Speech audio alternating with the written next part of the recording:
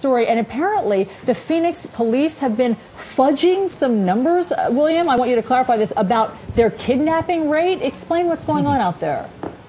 Well, you probably remember Phoenix was called the kidnapping capital of the world. I mean, you heard it on anchors, pundits, you name it, time and time again. Well, the accusation is that the city committed a fraud, falsifying those crime stats to qualify for almost $2 million in federal money. And now, after months of denials and stonewalling, the city yesterday removed its police chief and is now admitting errors. The controversy began when the mayor of Phoenix, Phil Gordon, told Congress that the city recorded almost a kidnapping a day in 2008 related to drug and human smuggling, requiring up to 60 cops just to handle the calls from illegal immigrants being tortured and held for ransom.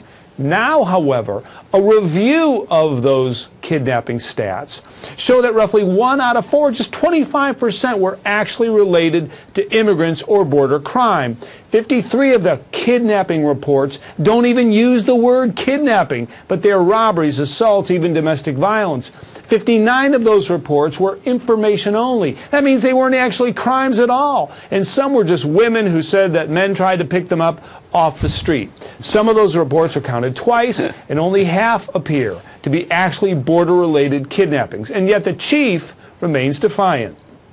And anyone that wants these stars can come and get them. But I got news for you. I'm not giving them to you. You're going to have to take them. Here, and I believe that the credibility within the City of Phoenix Police Department is strained, and you need to pull the police chief out of there. You need to put him in a different location until the credibility is restored. So yesterday the council voted to actually reassign the chief, to pull him out of the chief's role and put him over to the fire department so he can continue to collect his pension, et cetera, and the salary while they do an investigation. Now, this is not to say that Phoenix did not have a problem. It did. I've been in those drop houses. I've seen the blood on the walls, but one a week is not one every day. How will this end? Well, there are federal auditors now looking at these numbers. They'll probably conclude that Phoenix did inflate the numbers, and it may have to return some federal money. The question is, was it innocent? Or, as a whistleblower alleges, Allison, that the city was told those numbers were inaccurate more than 2 years ago, and that there was an intentional cover-up.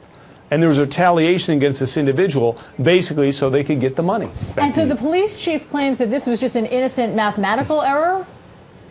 Well, yeah, he's actually blaming some of the people in the kidnapping unit for inflating the numbers themselves. But I can tell you from doing some investigative work on this, this came up a long time ago. The whistleblower who brought it to the chief's attention and the city manager and the mayor's attention in multiple memos and emails, he was basically sidelined and almost fired, if you will. It's being contested right now. But for the chief to say, I didn't know, and my guys got it wrong, is not accurate. Back to you. Wow. William Lajeunesse, thanks so much for exposing the details of this story.